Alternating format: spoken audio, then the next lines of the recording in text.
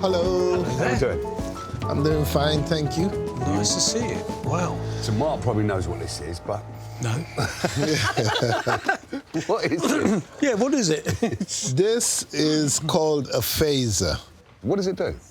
I use it for making dub music.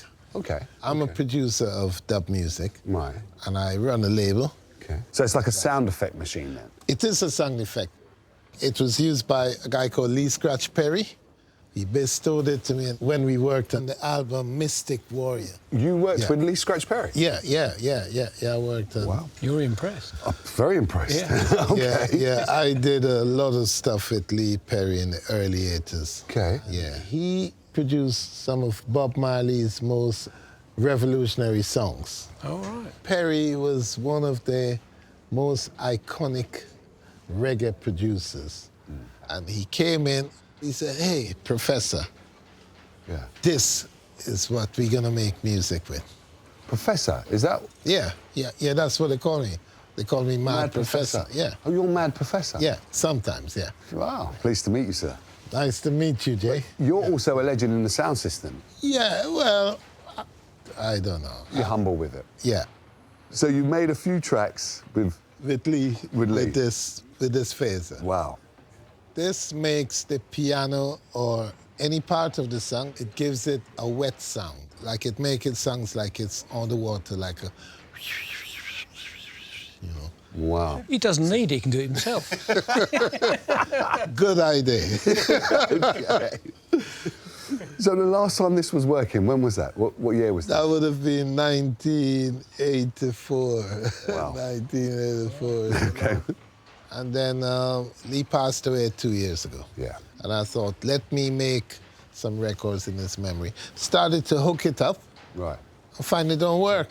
Well, hopefully, Mark's going to be able to get this, making that water sound. Great. Right. Brilliant. I look forward to it. It's a challenge. It will be a challenge, but it'll be a um, great challenge to do. Yeah. If you could fix it, Yes. I would be a very happy man. Take care. See you soon. Bye-bye. Bye-bye. Bye.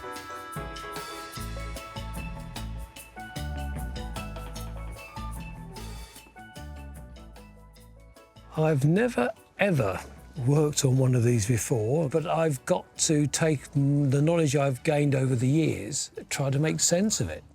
And even as I'm talking now, my head's spinning round with ideas on how do I approach it.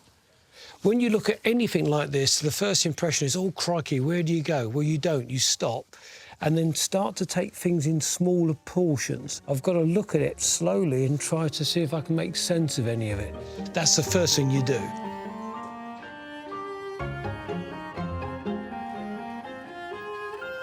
After much head-scratching over the sound effects machine, Mark has called in reinforcements. Old friend, collaborator and authority on all things audio, Nigel Robinson. Come on, you little devil. Have you got... That's it, they're clear. Right. There we go. So possibly this optical switch may be actually failed. Yep. If you could perhaps make up this new light-dependent resistor and this LED, and then we can go on to the next circuit. We'll be away. The Mad Professor will be pleased. In an ideal world, I'd really love to see this LED come on and tell me that part of the circuit's now fully functional. You OK? I'm putting power up.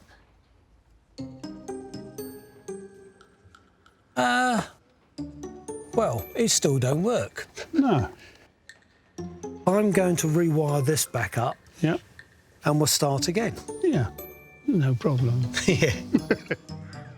The conclusion I'm coming to Yes. is it needs a foot switch plugged into it to turn it on. Well, can't we? But we can mimic that from the back.